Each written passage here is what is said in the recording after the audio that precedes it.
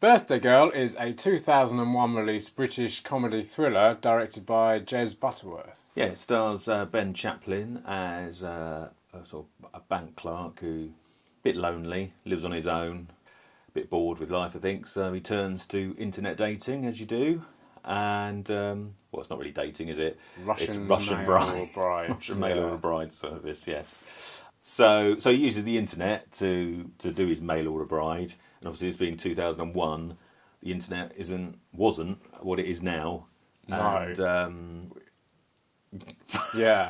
It looks quite antiquated. Like any film from 20 years ago, when they're looking at the internet, it looks quite antiquated. You look at something like the first Mission Impossible, where he's doing emails and that. Like, what is this? Yeah, massive boxes, very colourful, and videos that look like VHS. And obviously we know how long it took to download them. Exactly. Yeah. How did he? He must have spent a long time sitting there downloading those videos. There's no way that streamed on dial-up. No, exactly. So I never really thought about that. Yeah. So I mean, anyone watching, if you were just a child or not even born, like in the early 2000s or late 90s, then it would be completely alien to you, and you'll just be on your phone using Tinder or whatever to find your next date. It's crazy, isn't it? I don't know. Can you even still mail order a bride? I don't know. I don't know. Never tried. You should have researched it for this video. Yeah, obviously. Yeah. But I'm sure there's probably if you can, then I'm sure there's an app for it. You can do it on your phone. I'm sure. I'm sure there is. Yeah, exactly. And there's next day delivery. FedEx to your door. Yes. Yeah. The next thing we see is he's at the airport waiting for his bride to be to arrive, and he meets Nadia in the form of Nicole Kidman. You wouldn't be disappointed with that, really, would you? To be honest. But unfortunately, she can't speak English, so he's not very happy. So No, I don't think I would let it bother me that much personally, but he seems quite upset. He's very upset. So, He's phoning the agency every moment he can get. Yeah, he is. Yeah, and so he keeps phoning, and no one comes back to him. So they just kind of get on with it, and they start to form a bit of a relationship, because while he's at work, she has a little snoop round his house and finds out that he's into some kinky stuff, bondage, and pornography and stuff like that. Satisfies those needs, shall we say, for him. She does. Yeah. And then some of her friends turn up. That's her birthday, isn't it? Oh yeah, that's it. Yeah, hence the title, Birthday Girl. Yeah, it's her birthday, and a couple of her friends. Well, one of her, I think it's her cousin, isn't it? Her cousin and his friend. His friend, yeah. Who he's only recently met, played by Vincent Cassel and. It's Mathieu Kassovitz. That's the one. So yeah, he plays her cousin, and he can speak English, and that enables him to sort of speak to his bride-to-be for the first time. But as they stay, at first, he's obviously not very happy about these guys just turning up, but they seem okay. But then Vincent Cassel's character seems to be a little bit overly familiar with Nadia, and he doesn't seem to like that, and he asks them to leave, and it sort of goes a bit downhill from there. And, won't spoil it, but no, like we said, it's a thriller, shall we say? Yeah, it's a kind of a tricky one to not give away, because the reveal kind of happens quite soon. But we won't give out the reveal in case you haven't seen it. I've seen this quite a few times. It's on Amazon Prime, which we'll talk about later. But I was browsing through Amazon Prime. What should we do this week? Oh, I've seen that before. Let's do that, because that's cool. And also, actually, we should know, this is our 100th video. It is, yes. So the title kind of fits in well. Birthday. It's not really a birthday. It's 100th anniversary, isn't it? But I either couldn't find any good films with 100 in the title, or there's probably some with anniversary, but I didn't know. 100 would have been the best, really, wouldn't it? It would have been, yeah. There's not many. No. Next week we could do 101 Dalmatians. How about that? Yeah. I think I first came across this because it's got Ben Chaplin in, who Ben Chaplin was, if you're British anyway, you'd know him from Game On, that great Game On. Yeah. Game On was like a sitcom in the 90s, and Ben Chaplin was in the first series before they swapped over to another actor. And that's where he came from, although he kind of went off quite quickly to kind of have a career in Hollywood. Well, yeah, I mean, he had done a couple of things before Game On, but yeah, he sort of suddenly, after that series, he became quite a big name in this country anyway, and he just sort of went off to Hollywood and made a film with Uma Thurman, and then he was in A Thin Red Line and all sorts of stuff. Right, yeah, so that's probably why I came across this, watched this for the first time. And also with the kind of the addition of Vincent Cassel and Mathieu Kassovitz, which is quite strange because they're quite two heavy hitting French actors. And Mathieu Kassovitz famously directed La Haine, which Vincent Cassel was also in. A really great 90s French film. So it's quite a strange cast. And you've got Nicole Kidman in there as well. And it's quite an interesting cast. And when I first saw it, I really enjoyed it. It's kind of got that. I suppose that's quite that British black humour going on. It starts out as a kind of romantic comedy, and it's not that. It goes a completely different way, which I like as well. And it's hardly original. No, I mean you can kind of see where it's going to go. Pretty from much the start, really. Yeah.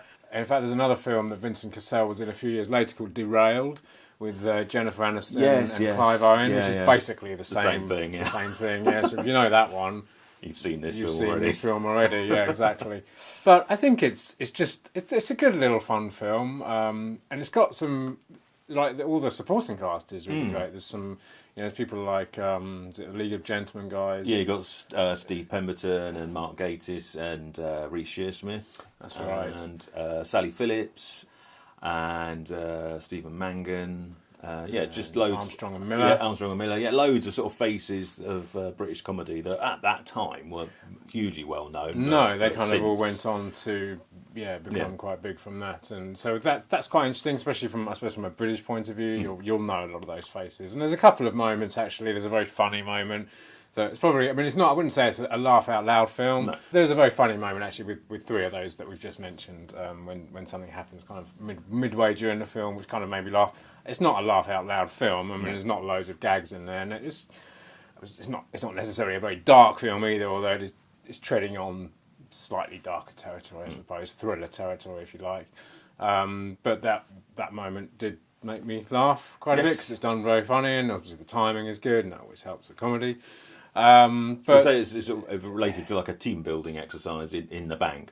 What I will say is, for what appears to be quite a small branch of a bank, there's a lot of staff there who are constantly doing team building exercises and clearly have nothing else to do. No, they seem to be doing that every day, don't they? I suppose because this is 2001, so obviously we are also around the same time as The Office.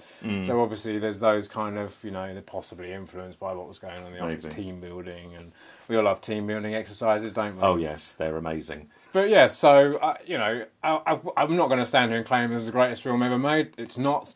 It's one of those. I like this kind of British kind of absurdities, I suppose. At the end of the day, it's quite nicely done. It's quite nicely acted. I thought. Vincent Cassel always kind of plays that edgy. That kind of edgy character. Do you trust him? Do you not trust him? There's a couple of moments that can make you feel a little bit awkward if you're on the side of Ben Chaplin. But I quite enjoyed it. Did you enjoy it? I thought I had. I was definitely aware of it. I thought I might have seen it before, but I don't think I had. It certainly didn't ring any bells. But like we said, the plot is nothing particularly original. You know what's going to happen. I had seen Derailed years ago, so that might be why it felt a bit obvious and familiar. But I would say, without the cast it has, I think maybe it would be a bit. But I think they elevate it slightly. I think if you're British, you probably find something to like in this if you like, either these kind of films or those guys that run, in those comedy shows. It's not really anything like their comedy shows, but I think there's a sense of Britishness in the film, especially that kind of small town Britain. It's set in St Albans, which is in Hertfordshire, is it? I'm going to say I don't know. We should know. I know. We can't get places in America, right? So this is currently available on Amazon Prime. Yep. Our kind of go-to channel of choice because we both pay for it and we don't pay for Netflix. No. One day maybe. So if you're in this country, I don't know, I couldn't tell you if it's on Amazon Prime in America, possibly not. But if you're in this country, then you can watch it. You can go and watch it on there now if you pay for that. And What I was quite disappointed though is like 4:3 isn't it? TV ratio. I was like, what I thought is you'd be this? disappointed in that. So I was like, is this made for TV? So I immediately had to look it up. I'm not so fussed about these things. As long as I can see the film, it doesn't. Well, apparently it was filmed like 2:35, so actually it should be considerably wider than it was. Yeah, I have seen it But, on. I'm sure I've seen it somewhere with. Well, yeah, probably. Well, whether it was shown on, it's probably shown on Film 4 sometimes, obviously because it's a Film 4 film. But obviously Amazon have just got whatever they've been given, and that's a cropped version. But whether it's sort of opened up a bit at the top and bottom, so it's not quite as hacked at the sides, I don't know. It certainly didn't feel too cramped. I mean, it just was like watching an old TV program, but. I didn't feel like I was missing too much, but don't know. I've never experienced the other way, so who knows? But it is available on DVD in various countries in that correct ratio. So good. So if you really want, if Yeah. you're as geeky as he is, go for the DVD. it's just wanting to see the original director's vision. That's all. I do agree with you. I'm just not so. If I watch it and it's like that, I don't have like a massive fret over it. I didn't refuse to watch it. I still watched it. Okay. Well, for the first 5 minutes, once I found out what ratio it should be, and I was like, oh, it's not good enough, Amazon. For God's sake. Yes. No, exactly. But no, I got over it. It was fine. But yeah, well, I mean, it's rare these days that things aren't in widescreen. Now, back when we were buying VHS and stuff, 25 years ago, there was very little widescreen choice. When our TVs were square. Yeah, exactly. Yeah, and you wanted to watch something in widescreen, it was like this tiny little thing. Yeah. But these days most things are in widescreen, so it's a rare occurrence. But I got over it. So that was Birthday Girl, and as always, if you enjoyed the video, let us know in the comments below. Yep, hit the subscribe button up there if you've enjoyed what you've watched. There's some other videos to check out over there. Come and find us on Twitter and Facebook, and make sure you come back next week for another video.